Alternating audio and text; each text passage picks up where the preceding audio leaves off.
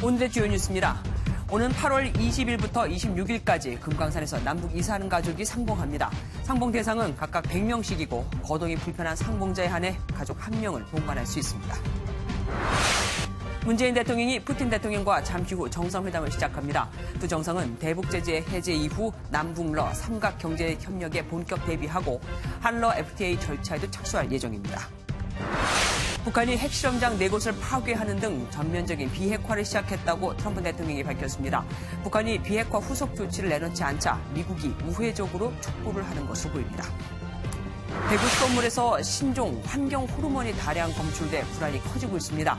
이 물질은 특히 팔팔 끓여도 없어지지 않아 대책 마련을 촉구하는 목소리가 빗발치고 있습니다. 참여정부 때 도입됐다가 이명박 정부 때 약화됐던 종합부동산세가 다시 강화됩니다. 대통령 직속 재정개혁 특위가 내놓은 개편안에는 다주택자의 세금 부담이 최대 38% 늘어나는 내용이 담겨 있습니다.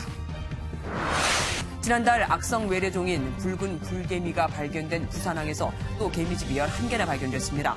개체수가 3,000마리나 되는데 번식을 할 수 있는 공주개미까지 발견돼 비상이 걸렸습니다.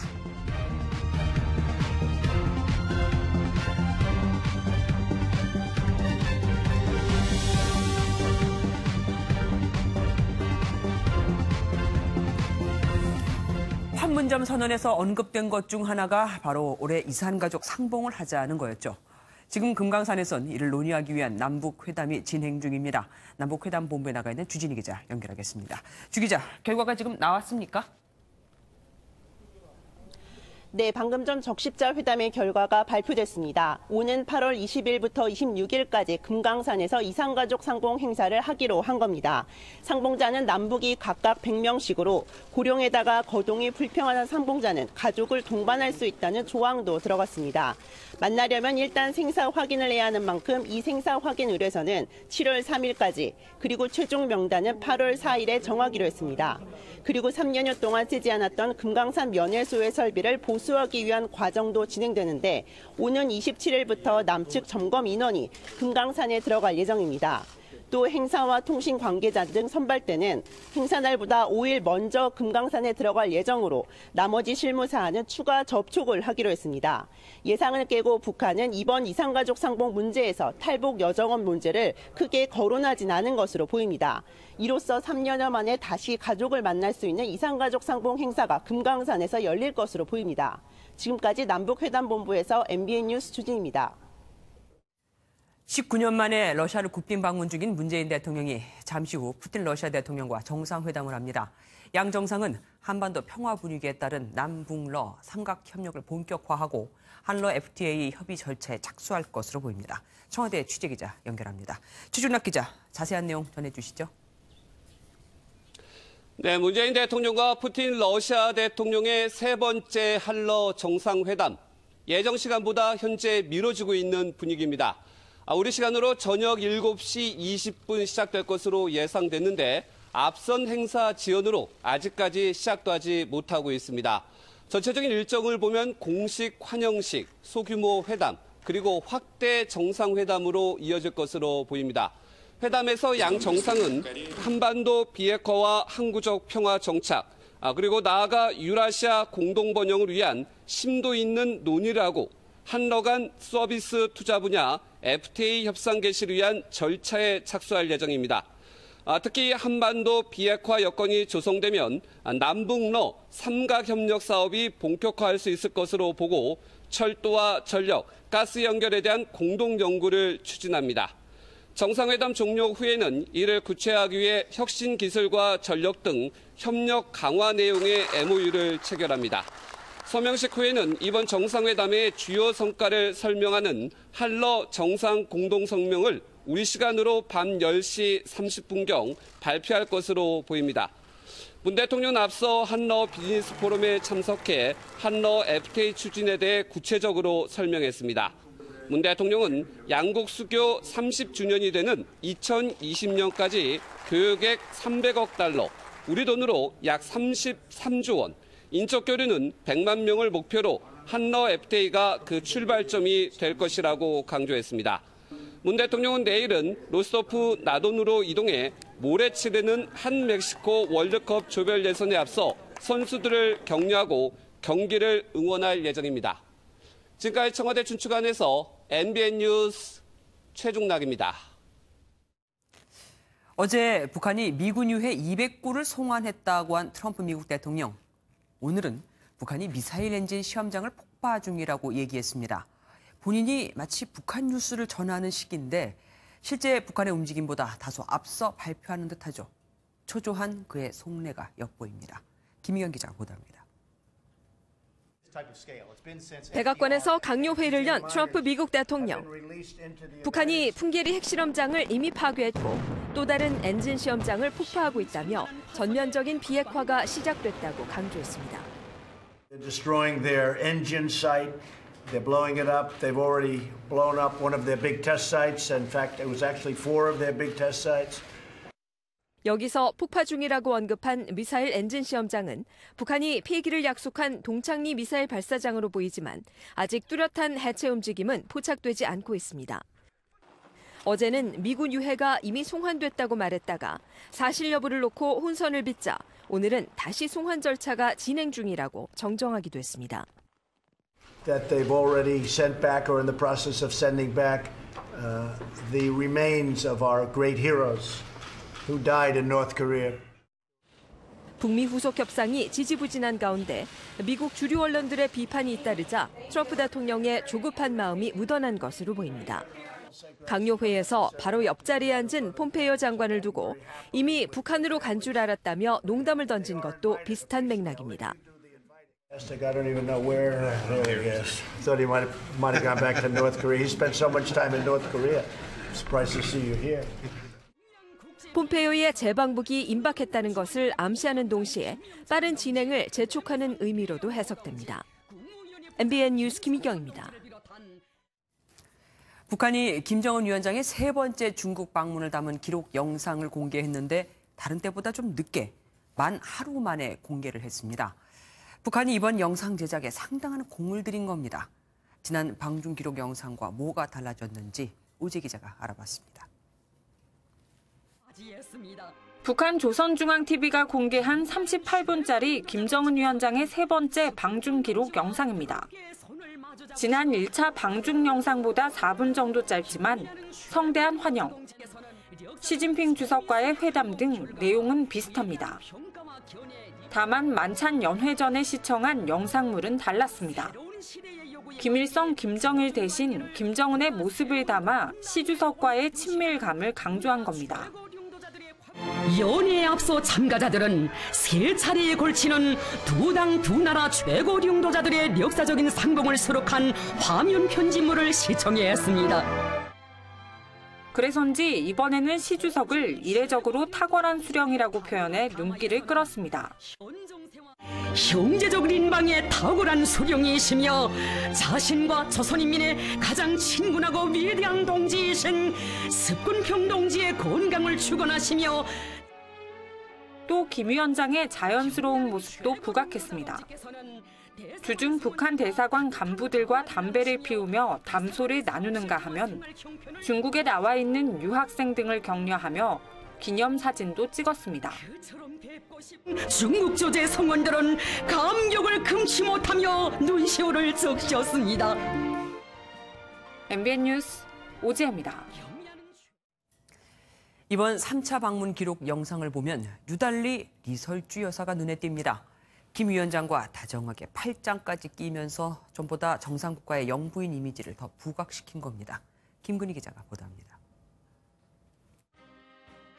김정은 국무위원장과 함께 전용기에서 모습을 드러낸 리설주 여사가 왼손으로 김 위원장과 팔짱을 낀 채 함께 내려옵니다. 환영 꽃다발을 건네받은 뒤에는 김 위원장의 바로 옆에서 중국 관계자들과 악수를 합니다. 특별열차를 이용했던 지난 3월 1차 방중 당시 김 위원장의 뒤에서 쭈뼛쭈뼛 맴돌았던 것과는 사뭇 다른 모습입니다. 국제 외교 무대에 처음 나섰던 1차 방중보다 훨씬 더 여유로워진 겁니다. 이후 리설주 여사는 김 위원장의 그림자처럼 모든 일정에 동행했습니다. 특히 흰색 정장 위에 북한 인민기를 상징하는 배지를 착용하는 등 다양한 옷차림으로 눈길을 끌었습니다. 중국의 농업 관련 시설을 둘러볼 때는 편안한 옷차림의 김 위원장처럼 가벼운 민소매 옷을 입고 나타났습니다. 마지막 공식 석상에서는 다시 붉은색 원피스를 입고 참석해 시진핑 주석 부부와 함께 기념사진을 촬영하기도 했습니다. 이처럼 리설주 여사의 전형적인 퍼스트 레이디 모습을 부각해 북한의 정상국가 이미지를 강조하려는 것으로 풀이됩니다. MBN 뉴스 김근희입니다. 자유한국당이 과연 쇄신을 할 수 있을까요? 참 희한하게도 박근혜 전 대통령은 감옥에 가 있죠. 친박 맏형 서청원 의원은 탈당했죠. 그런데도 친박의 망령이라는 말이 나올 정도로 친박과 비박이 아직도 나뉘어 싸우고 있거든요. 도대체 한국당의 개파 구도가 어떻기에 이렇게 갈등이 계속되는 걸까요? 최형규 기자가 보도합니다. 개파 갈등에 불씨를 지핀 박성중 의원을 윤리위에 회부하겠다며 개파 갈등 청산 의지를 보인 김성태 당대표 권한대행. 자신의 사퇴를 요구한 친박계 의원들을 강하게 비판했습니다. 다시 친박의 망령이 되살아나는 것 같아 정말 지긋지긋한 이 친박의 이 망령, 저는 정말 참담한 심정입니다. 친박계 의원들은 반발했습니다. 김진태 의원은 적반하장이라며 잊지도 않은 친박의 기대 정치 생명을 연명하지 말고 사퇴하라고 쏘아붙였습니다. 지방선거 참패 뒤 김무성 의원을 중심으로 한 비박 성향의 복당파와 탈당한 서청원 의원을 중심으로 한 친박 간의 해묵은 갈등이 터져나온 구도입니다. 이에 중립 성향의 의원들 사이에서는 김권한 대행이 홍준표 전 대표의 막말과 다를 게 뭐냐는 비판과 서로 나를 따르라식의 개파 갈등이 당이 망하게 된 근본적 문제라는 한숨이 나오고 있습니다. 이런 가운데 다음 주 초재선 의원들이 당 쇄신을 위한 모임을 갖고 김권한 대행의 퇴진을 요구할 가능성도 점쳐지고 있습니다. 김성태 당대표 권한 대행은 예정대로 다음 주 초 혁신 비상대책위원회 준비위를 출범시키겠다고 정면 돌파에 나서면서 개파 갈등은 극에 달할 전망입니다. MBN 뉴스 최영규입니다. 이처럼 친박과 비박의 갈등으로 한 지붕 두 가족을 벗어나지 못하는 자유한국당은 이제 구원 투수를 해줄 사람, 그러니까 비상대책위원장에게 목을 맬 수밖에 없습니다. 그런데 잘못은 자기네가 해놓고 왜 남에게 와서 해결을 하라는 것이냐며 벌써부터 거절을 한 사람도 있습니다. 그럼 누가 될까요? 이동숙 기자가 알아봤습니다. 지방선거 참패 이후 자유한국당의 혁신을 이끌 인물로 김병준 국민대 명예교수가 급부상하고 있습니다. 실제로 김용태 의원 등 비박계가 영입에 나서는 등 초재선 의원들을 포함해 친박계 의원들 역시 긍정적인 신호를 보내고 있기 때문입니다. 자유한국당 한 의원은 개파를 초월할 인물로 김병준 카드가 적합하다며 당권 욕심에 찌든 당내 의원들보다 100배 낫다고 전했습니다. 이에 대해 김 교수는 MBN과의 통화에서 우선으로 당내 의사결정이 중요하다며 여러 의견을 듣겠다고 밝힌 상황입니다. 황교안 전 국무총리 영입론 역시 빠지지 않고 등장하고 있습니다. 황 전 총리는 사람이 할 일이 있고 안 할 일이 있다며 여지를 남겨두기도 했습니다. 하지만 이들 모두 박근혜 정부의 색채가 짙거나 참신성이 떨어진다는 지적에 있어 제3의 인물이 등장할 것이란 추측도 나오고 있습니다. MBN 뉴스 이동석입니다. 반면 전당대회 준비로 바쁜 더불어민주당도 고민이 없진 않습니다. 친문 쪽에서 너무 후보가 많이 나와서 또 문제인 겁니다. 표가 갈려서 자칫 비문이 당대표가 되면 대통령에게 힘을 못 실어줄까. 친문들이 한 사람에게 표를 몰아주기 위해 머리를 맞대고 있습니다. 김종민 기자가 보도합니다. 더불어민주당이 전국 대의원대회 준비위원회의 구성을 완료하고 오는 8월 전당대회 준비에 박차를 가했습니다. 가장 큰 관심은 당내 주류인 친문 후보들의 행보입니다. 노무현 정부에서 국무총리를 지낸 7선의 이해찬 의원 출마 여부가 변수로 등장한 가운데 4선의 최재성 의원과 3선 윤호중, 재선 전해철 박범계 의원도 당대표 출마를 고심하고 있습니다. 친문 후보 간의 교통정리가 필요하다는 의견이 나오는 가운데 친문 의원 10여 명이 회동을 갖고 의견 조율에 나섰습니다. 강력한 국정운영 지원과 민주당 혁신에 앞장설 당대표가 필요하다는 데 공감대를 이뤘지만 어떤 후보를 내세울지에 대해선 아직 결론을 내리지 못했습니다. 당 일각에서는 친문 중심으로 경쟁이 흐르는 것에 대한 경계의 목소리도 나옵니다. 친문 비문 나뉘어서 이번 전당대회를 치르게 되면 좀 망할 거라고 보고요. 이 정부가 성공하는 길, 그리고 정부 여당으로서 자기 역할이 무엇인지를 분명하게 제시하는 그런 당대표가 이번에 나와야 된다. 차기 당권을 향한 경쟁이 가열되면서 친문과 비주류 간 기싸움도 당분간 계속될 전망입니다. MBN 뉴스 김종민입니다. 강진에서 실종된 여고생의 마지막 행적이 확인됐습니다. 스스로 걸어 나와 용의자가 오는 방향으로 갔고 용의자는 또 이 여고생의 방향으로 차를 몬 장면이 포착된 겁니다. 정치훈 기자가 단독 보도합니다. 실종된 여고생 이모양 집 인근 버스 정류장입니다. 일주일 전인 16일, 이 양은 오후 1시 30분쯤 집에서 나선 것으로 확인됐습니다. 당시 이 양이 걸어서 약속 장소로 향하는 장면이 인근 CCTV에 포착됐습니다. 실제로 보는 모습은 거기가 마지막 촬영된 모습이에요. 그때 당시에 걸어가고 있을 때에 으로 향하고 있는 CCTV에 찍혔어요. 만나러 가고 만나러 오고 뭐 이런 방향성은 맞죠. 여태껏 둘이 만난 것이 확인되지 않았다고 알려졌지만 이후 이 양의 휴대전화 위치로 볼 때 사실상 여기서 만나서 이동한 겁니다. 차는 무조건 여기서 탔대. 뭔 차를 탔든지 여기서 타. 목격자가 어떻게. 하지만 순진 김 씨의 휴대전화 기록을 6개월 전까지 분석한 결과 이 양과 통화한 내용은 없었습니다. 두 사람 휴대전화에는 서로의 전화번호도 저장돼 있지 않았습니다. 우연히 만나서 아르바이트 하고 싶냐 물어봤다고 해서 그렇게 약속을 정했답니다. 친구에게 두려운 심정까지 전하며 나섰던 아르바이트. 이 양은 이후 일주일 동안 나타나지 않고 있습니다. MBN 뉴스 정춘우입니다. 대구에서는 지금 생수 사재기 현상이 벌어지고 있습니다. 수돗물을 못 믿게 됐거든요. 최근 환경부가 수돗물 수질 감시 항목으로 새로 지정한 신종 환경 호르몬, 살충제 등에 사용되는 과불화 화합물이 이곳 수돗물에서 대거 검출된 겁니다. 심우영 기자가 보도합니다. 대구 지역에 수돗물을 공급하는 문산 취수장입니다. 올해 초 부산대 산학협력단이 과불화 화합물을 검사한 결과 농도가 리터당 78.1나노그램으로 나타났습니다. 15나노그램인 서울 수돗물보다 5배 이상 높았습니다. 과불화 화합물은 세정제나 살충제 등에 사용됩니다. 환경부는 지난달 29일 수돗물 감시 항목에 과불화 화합물을 추가 지정했습니다. 과불화 화합물 중 액산술폰산은 호주의 먹는 물 권고 기준의 2배가 검출됐습니다. 발암물질인 과불화 옥탄산은 기준치 이하였습니다. 대구 시민들은 생수 사재기에 나섰습니다. 매일 먹는 수돗물인데 이렇게 발암물질이 나왔다고 하니까 아무래도 시민들 입장에서는 많이 걱정이 되죠. 실제로 대구에선 평소보다 생수가 대여섯 배 팔린 것으로 전해졌습니다. 환경부는 배출 원인 구미공단 내 업체에 시정 조치를 내려 수치가 낮아졌다고 밝혔습니다.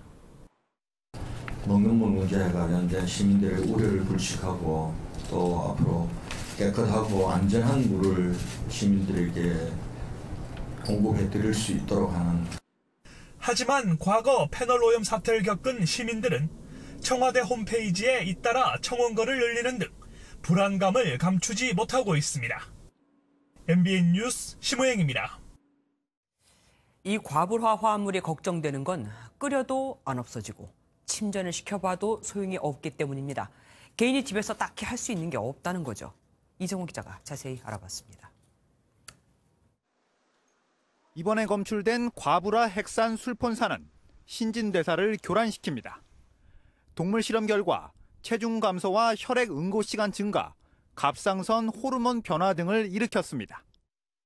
방수 용도로 쓰이는 과불화 화합물은 프라이팬이나 등산복 표면을 코팅하는 데 들어갑니다.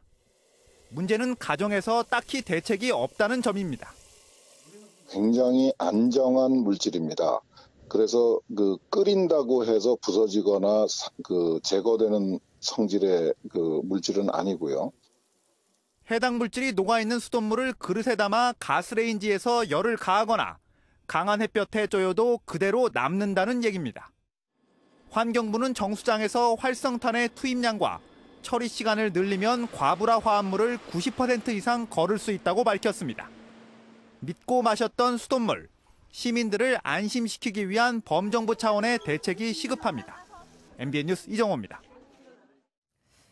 찜질방 대표 간식 구운 계란. 혹시 유통기한 확인해 본 적 있으십니까? 확인을 하고 싶어도 하기가 어렵습니다. 절반 이상은 파는 사람도 잘 모를 정도니까요. 이수아 기자가 취재했습니다. 서울 시내 한 찜질방입니다. 구운 계란을 종류별로 주문해봤습니다. 한 알에는 유통기한이 적혀 있고 다른 두 알에는 유통기한이 적혀 있지 않습니다. 매점 판매원에게 물어봐도 모르겠다는 대답만 돌아옵니다. 제가 이거 한 판 샀는데 이거 며칠이나 먹을 수 있는 거예요?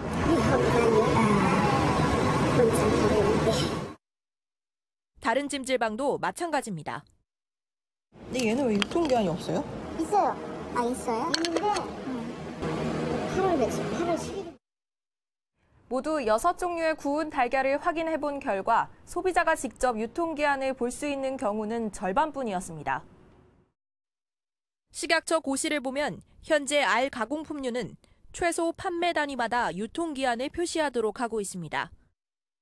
보통 찜질방에 납품되는 구운 계란은 판 단위로 들어오는데 판마다 종이 한 장에 유통기한과 제품명 등이 모두 적혀 있습니다. 그런데 정작 소비자는 낱개로 계란을 사다 보니 이런 정보를 알 수 없습니다. 요즘은 최소 판매 단위 용기 포장에 표시를 하도록 되어 있어요. 계란 하나하나에다가 찍는 경우들도 있더라고요. 그거를 의무적으로 써야 되는 부분은 아니고. 제각각 유통기한 표시로 소비자는 깜깜이 구매를 할 수밖에 없는 상황입니다. MBN 뉴스 이수아입니다. 악성 외래종인 붉은 불개미 3천여 마리가 부산항에서 추가로 발견됐습니다. 개미집이 무려 11개나 더 나왔는데 이동 번식을 할 수 있는 공주개미도 처음으로 발견됐습니다. 여왕개미가 될 수 있는 개미들입니다. 박상호 기자입니다. 붉은 불개미의 집은 개미가 처음 발견된 곳 주변에 있었습니다. 시멘트 바닥이 갈라진 부위를 따라 40m에 걸쳐 개미집 11개가 발견됐습니다. 알과 함께 드러난 개체수는 어림잡아 3천여 마리, 국내에서 발견된 이래 가장 많은 수치입니다. 하지만 이번에도 여왕개미는 흔적조차 발견되지 않았습니다. 문제는 여왕개미가 되기 전인 공주개미가 처음으로 11마리나 나왔다는 점입니다. 공주개미는 수백 마리의 수개미와 200m 상공까지 올라가 그중 한 마리와 결혼 비행으로 불리는 짝짓기를 하고 내려오는데 바람이 불면 수킬로미터까지 날아가 알을 낳습니다. 다행히 이번에 발견된 공주개미는 결혼 비행에 실패한 개체로 추정되고 있습니다. 공주개미가 날개가 달린 채 발견된 점, 또 수개미가 발견되지 않은 것으로 미루어 결혼 비행을 시도했으나 실패한 것으로 판단되어 하지만 이미 확산됐을 가능성이 있어 붉은 불개미의 토착화 우려도 제기되고 있습니다. 정부는 조사 범위를 현재 2km에서 5km로 늘리고 32개 수입 품목에 대해서는 컨테이너를 일일이 열어 검사하겠다고 밝혔습니다. 하지만 연간 1,300만 개 컨테이너 가운데 검역 당국이 손댈 수 있는 식물 관련 화물은 전체의 5%에 불과합니다. MBN 뉴스 박상호입니다. 요즘 아이들의 최고의 꿈은 아이돌 그룹에 들어가 한류 스타가 되는 거라죠. 그런데 아이돌 멤버들의 이런 꿈을 빌미로 폭언과 협박 등 온갖 횡포를 일삼은 기획사가 재판에서 패소했습니다. 이호정 기자입니다. 기획사의 횡포를 견디지 못하고 데뷔한 지 1년도 되지 않아 계약 해지 소송을 건 남성 5인조 그룹. 멤버들은 기획사가 기본적인 지원은커녕 끼니도 제대로 챙겨주지 않았다고 주장했습니다. 자기관리라며 강요받은 미용 시술과 무대를 위한 메이크업도 자비로 내야 했습니다. 기획사 대표는 한 끼 안 먹는다고 안 죽는다며 최소한 하루 2끼는 지원해야 한다고 주장하던 직원을 해고하기도 했습니다. 여기에 업계에서 매장시켜버리겠다 등과 같은 대표의 폭언과 협박은 일상이었습니다. 더욱이 통상 1,000만 원이 넘는 공연 계약서가 오갔지만 대표는 매번 무료 공연이었다며 정산서 공개조차 꺼렸습니다. 결국 멤버들은 법원에 계약 해지 소송을 걸었고 법원은 소속사가 각종 계약 의무를 위반했으므로 계약은 해지됐다고 판결했습니다. 일부 연예 기획사들이 우월적 지위를 이용해 계약을 제대로 이행하지 않고 부당한 대우와 갑질을 하는 잘못된 행태에 제동을 건 판결이라고 생각합니다. 스타가 되겠다는 간절한 꿈을 이용한 기획사의 갑질은 법원이 판결이 나고서야 끝이 났습니다. MBN 뉴스 유호정입니다. 근육이 마비돼가는 루게릭병 환자를 돕기 위한 캠페인 아이스버킷 챌린지가 요즘 다시 유행을 하고 있습니다. 그런데 한 연예인이 그 다음 참가자로 문재인 대통령과 김정은 위원장을 지목해 논란이 일고 있습니다. 타국 대통령들은 어땠을까요? 이만영 기자가 알아봤습니다. 배우 박보검 씨가 자신에게 얼음물을 끼얹습니다. 가수 소녀시대 수영도 미소를 띠며 얼음물을 뒤집어 쓰고 김구라 씨는 큼직한 바구니를 사용해 웃음을 자아냅니다. 2014년 세계 곳곳에서 유행했던 이 캠페인은 최근 국내에서 루게릭병 환자 요양병원 설립 모금이 시작되면서 다시 유행하고 있습니다. 그런데 여기에 참여한 가수 겸 사업가 김태욱 씨가 다음 대상자로 문재인 대통령과 함께 김정은 위원장, 트럼프 대통령을 지목해 논란이 일고 있습니다. 시민들은 너무 지나치다는 의견부터 개인의 자유라는 의견까지 갑론을박을 벌이고 있습니다. 대통령님한테까지 꼭 그렇게 했어야 됐나. 일단 좋은 의미에서 하는 거니까 지목 정도는 해도 괜찮지 않을까. 논란이 일자 김 씨는 현재 해당 영상을 삭제했습니다. 지난 2014년에도 한 록밴드가 박근혜 당시 대통령을 지목했는데 참여하지는 않았습니다. 당시 오바마 미국 대통령은 얼음물 대신 기부로 대신했고 마테오 렌치 이탈리아 총리가 직접 아이스버킷 챌린지에 참여하기도 했습니다. MBN 뉴스 이만영입니다. 주 52시간 근무제 시행까지 이제 열흘이 채 안 남았습니다. 하지만 아직까지도 점심시간은 근로시간에 포함되는 건지 또 커피를 마시러 건물 밖에 나가는 건 어떻게 되는 건지 헷갈린다는 분들이 많습니다. 이런 궁금증을 정정 기자가 사실 확인해서 알아봤습니다. 6개월 계도 기간이 있지만 근로시간 단축 제도는 다음 달 예정대로 시행됩니다.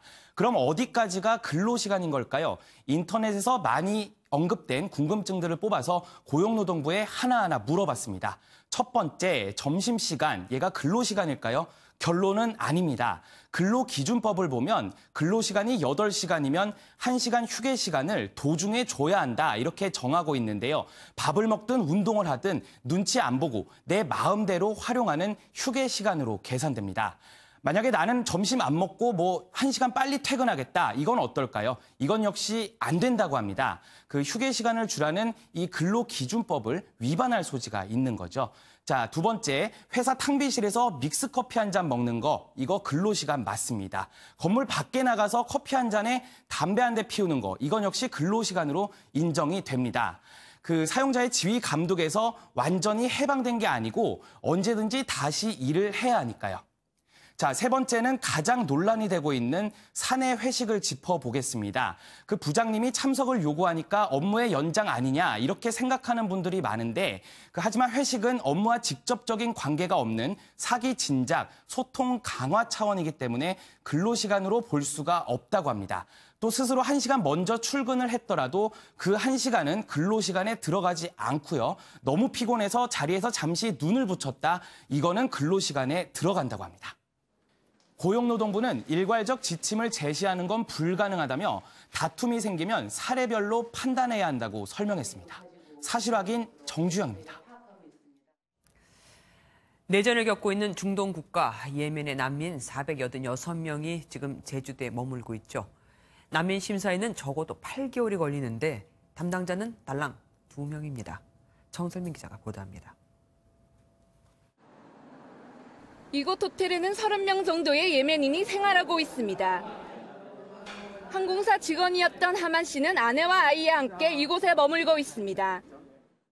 Just when we landing, and they open the door of the plane, we feel that the new life opened for us.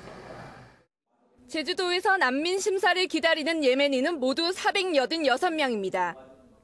내전을 피해 말레이시아로 갔다가 체류 기간이 끝나자 무비자 입국이 가능한 제주도로 몰려들었습니다. 다행히 어선이나 양식장에 취업한 사람들도 있지만 100여 명은 일자리를 구하지 못해 생활고를 겪고 있습니다. 난민 심사는 적어도 8개월이 걸립니다.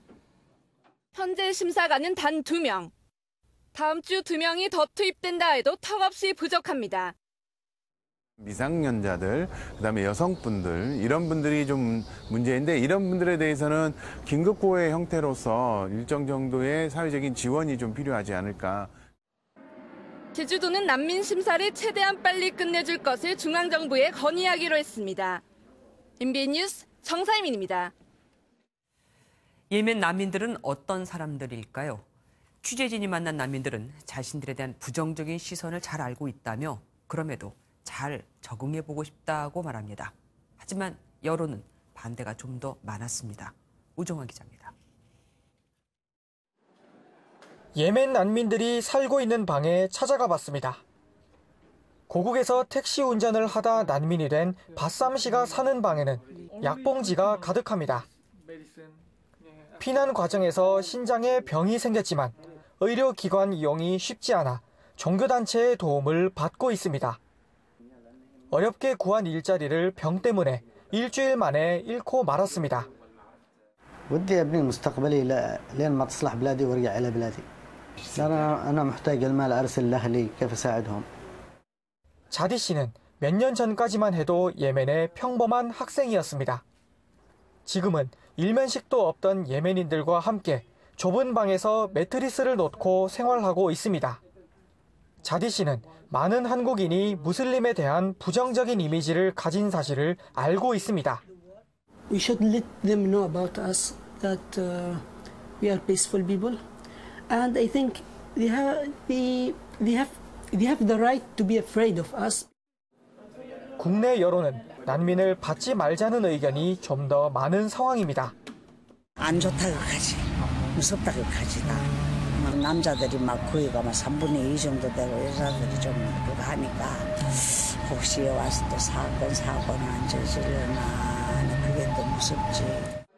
난민을 인도적으로 대우하면서도 주민들의 우려를 해소할 대책이 시급합니다. MBN 뉴스 우종환입니다. 트럼프 대통령이 어제 안팎의 비난 여론에 떠밀려 미입국하다 적발된 부모와 자녀를 강제로 떼어놓는 정책을 철회했죠.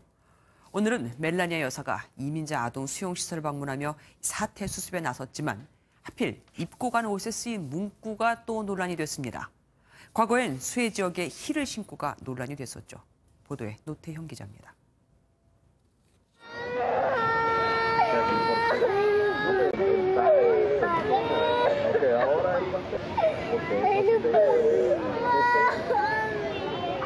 No llores. Con mi tía por lo menos para que después llegue con papá. 미입국한 부모와 자녀를 강제로 떼어놓는 미국 정부의 이른바 무관용 정책으로 엄마 아빠와 떨어져 서럽게 우는 어린아이들. 전 세계는 물론 미 공화당 내에서도 비난의 목소리가 거세지자 어제 트럼프 대통령은 결국 미입국자 부모와 자녀를 격리 수용하도록 한 정책을 철회했습니다.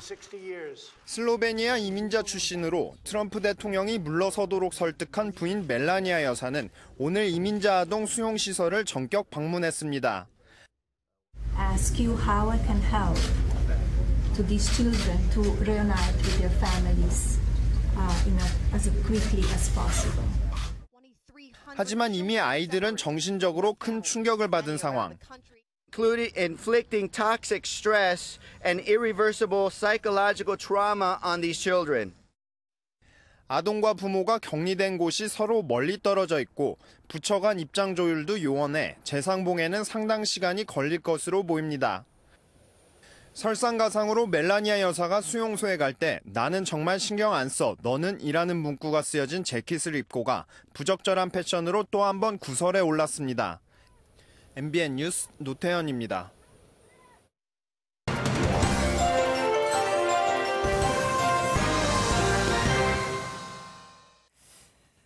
운전하면서 바람을 쐬면 답답했던 마음이 시원해진다.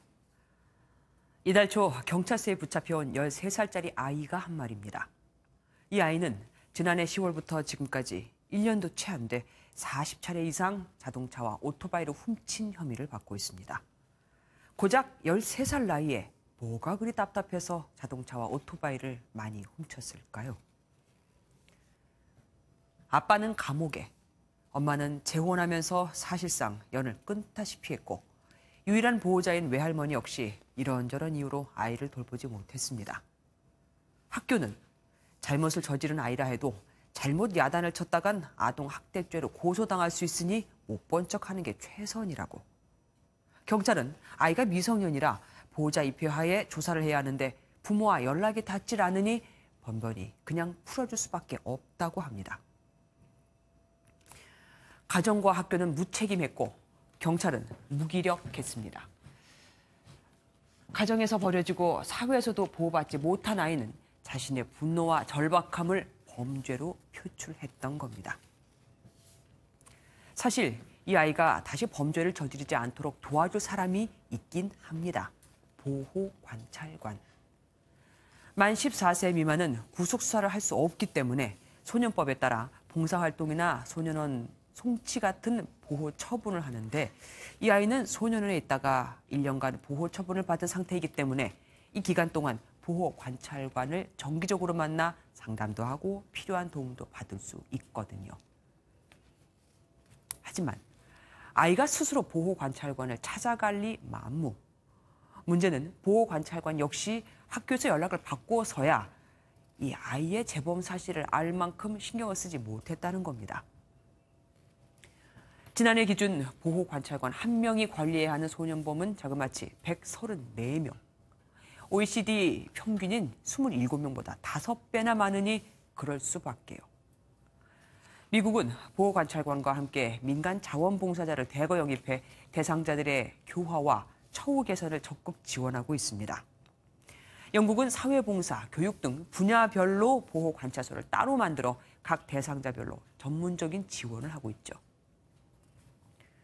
우리도 지난해 상담 전문가와 퇴직교사 등 680명을 명예 보호 관찰관으로 위촉했지만 아직은 너무 많이 부족한 상태입니다. 소년 범죄를 줄이기 위해 당장 소년법을 폐지하자는 국민 청원이 이어지고 학교에서도 소년범 교육이 가능하도록 하자는 목소리가 높습니다. 하지만 이보다도 먼저 해야 하는 건 답답함에 몸부림치는 우리 아이들에 대해 관심을 갖는 겁니다. 아이는 미성숙하지만 그만큼 무한한 발전 가능성이 있는 존재거든요. 가정이, 학교가, 우리 사회가 관심을 갖고 보살피고 교육한다면 우리 아이들은 얼마든지 더 좋게 바뀔 수 있습니다. 뉴초점이었습니다.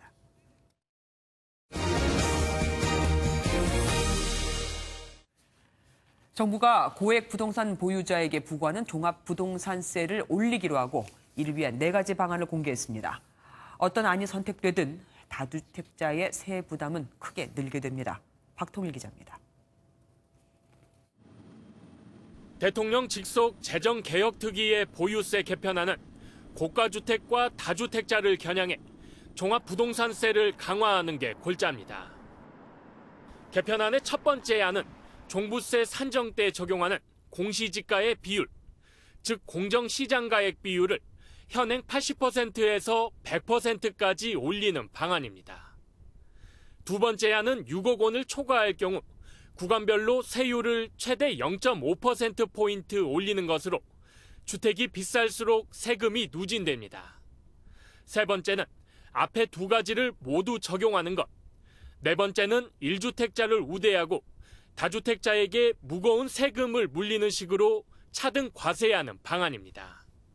부동산 가격 상승과 대비해서 세수 증가가 상당히 미흡하기 때문에 세부담이 현실적이지 않고 가장 강력한 방안이 적용될 경우 30억 원 규모의 부동산을 보유한 다주택자는 최대 38%까지 세 부담이 늘어날 전망입니다. 이명박 정부 당시 무력화됐던 종부세가 10년 만에 부자 증세 최전방에 나서게 된 겁니다. 다주택자들 중에서도요, 임대사업 혜택을 못 받는 분들이 있어요. 부담은 꽤 늘어날 거라고 예상됩니다.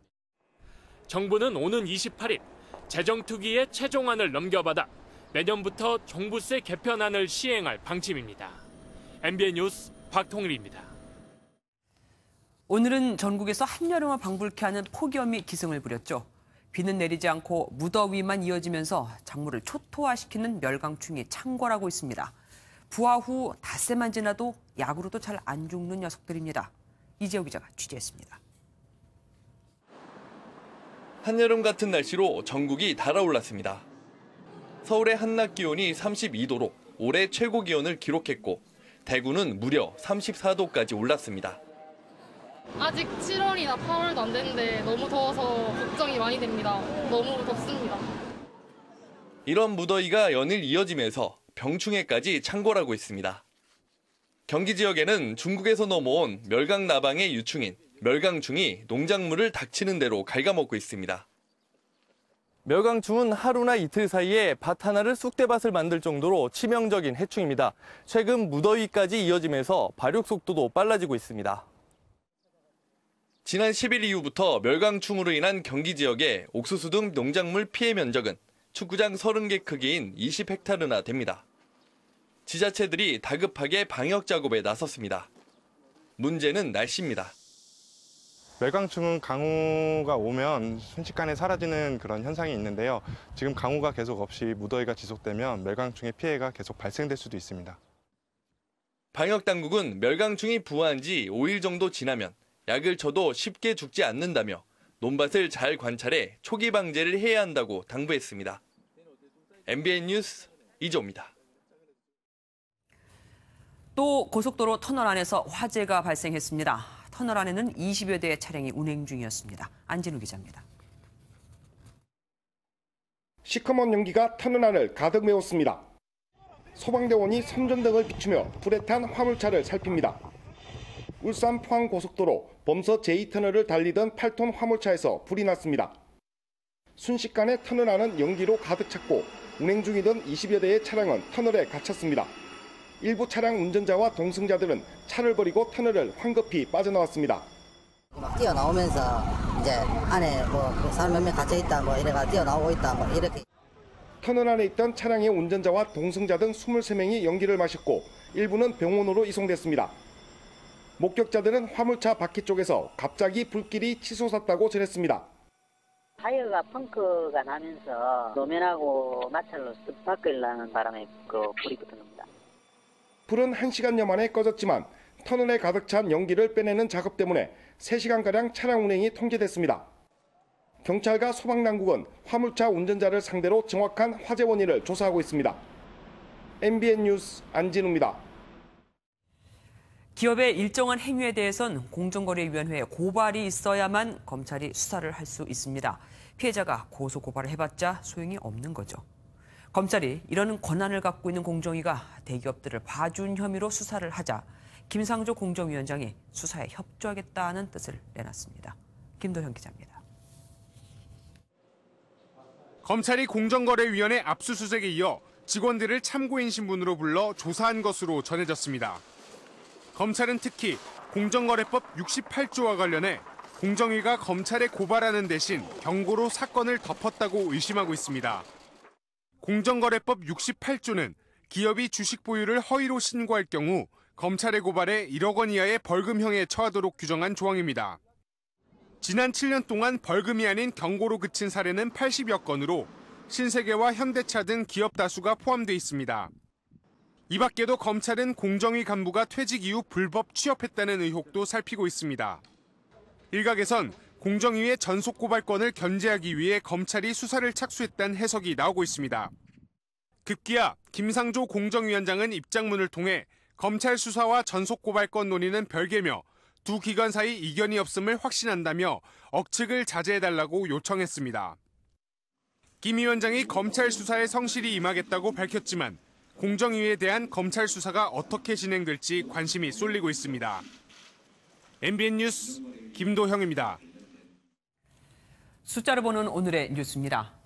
2000년대 들어 우리나라 기업이 국내가 아닌 해외에 투자하면서 빠져나간 일자리가 427만 개나 됩니다. 반면 외국인이 우리나라에 투자하면서 생긴 일자리는 214만 개니 딱 봐도 남는 장사가 아니죠. 해마다 13만 개 가까운 일자리가 국내에서 사라지고 있는 건데 특히 지난해엔 역대 가장 많은 44만 개의 일자리가 사라졌습니다. 인건비는 비싸고 규제는 많고 설상가상 트럼프발 통상 압박까지 겹친 결과인데요. 특히 최근엔 트럼프 대통령이 수입 자동차에 관세 폭탄을 예고하면서 국내 자동차 업계는 초비상에 걸렸습니다. 당장 13만 명의 일자리가 또 위협을 받게 생겼거든요. 선한배 기자가 취재했습니다. 수도권에 위치한 한 자동차 부품 공장. 수십 년째 엔진 관련 핵심 부품을 만들어온 완성차 협력업체인데 지금처럼 근심이 컸던 적이 없습니다. 지난해 중국의 사드 보복 등에 이어 미국발 관세 폭탄이 떨어지면 생사가 불투명하기 때문입니다. 당연히 완성차 업체가 매출이 감소가 될 거고 부품 협력사도 거기에 따라서 같이 매출이 감소될 겁니다. 지금도 현재 어려운데 근데 그렇게 되면 회사 기업 뭘 어떻게 해야 될지 모르겠어요. 한국 차량의 대당 대미 수출 가격은 우리 돈으로 1,800여만 원으로 여기에 25% 관세가 붙으면 일본 차보다 비싸져 가격 경쟁력을 잃게 됩니다. 이렇게 되면 연 85만 대의 차량 판매가 어려워져 13만 개의 일자리가 위협을 받게 됩니다. 상황은 이렇지만 정부가 미온적인 태도를 보이자 업계의 불만이 높습니다. 그런 중간 진행 상황이나 정부 입장 이런 것들을 자동차회사에 좀 잘 중간중간 공유를 해준다 그러면은 대략적인 감이라도 잡고 준비할 건 준비할 수 있도록 하고. 지난 철강관세 협상 때처럼 70% 쿼터제를 허용하는 등 불리한 협상으로 이어질 수 있다는 우려마저 나오고 있습니다. 자동차 2, 3위조 조치가 부과되는 경우에 이 산업적인 그 효과가 철강하고는 비교할 수 없을 수준으로 크기 때문에 정부에서 우리 산업계하고 보다 깊은 수준의 소통과 전략 마련에 좀 고심을 해서. 미국 언론도 트럼프 대통령이 11월 중간 선거를 겨냥해 자동차 관세 카드를 꺼낼 것으로 보고 있는 만큼 적극적인 대응이 필요하다는 지적입니다. MBN 뉴스 선한빛입니다. 방송통신위원회가 방송통신 국민정책참여단 출범식을 개최하고 새로 구성된 국민정책참여단 위원을 위촉했습니다. 방통위는 국민정책참여단과 함께 국민 생활과 밀접한 정책 과제에 대해 약 4개월에 걸쳐 정책 개선 아이디어를 발굴하고 정책에 반영할 예정입니다. 강한 햇살이 기온을 크게 끌어올렸습니다. 오늘 곳곳이 올 들어 가장 높은 기온을 기록한 가운데 강원 내륙과 충북, 호남과 영남 내륙 곳곳에는 폭염주의보가 내려졌습니다. 오늘 서울의 낮 기온은 32도, 원주 불온의 경우에는 34.8도를 기록하며 올 들어 가장 더웠는데요. 내일도 불볕더위가 계속되겠습니다. 내일 서울의 한낮 기온 29도, 춘천과 제천은 33도, 대구도 33도 안팎까지 오르면서 남부지방 또한 뜨거운 날씨가 이어지겠습니다. 이번 주말 동안 미세먼지 농도 꼭 확인하시기 바랍니다. 내일 수도권은 종일 나쁨 수준을, 충청과 전북에서도 일시적으로 나쁨 수준을 나타내겠고요. 일요일에는 전국 대부분 지방에서 미세먼지가 짙게 관측될 예정입니다. 오존 농도도 짙어질 것으로 보여 이 점도 유의하시기 바랍니다. 내일 중부지방 서울의 아침 최저기온 21도를 가리키겠습니다. 남부 내륙에서는 아침에 안개 끼는 곳이 있을 것으로 보입니다. 동해안 지역 낮부터 구름이 걷히면서 기온을 크게 끌어올리겠는데요. 강릉의 한낮 기온 33도까지 오르겠습니다. 다음 주에는 장마 전선이 본격적으로 북상하며 영향을 미치겠는데요. 월요일에는 제주에, 화요일과 수요일에는 전국에 비를 뿌리겠습니다. 날씨였습니다.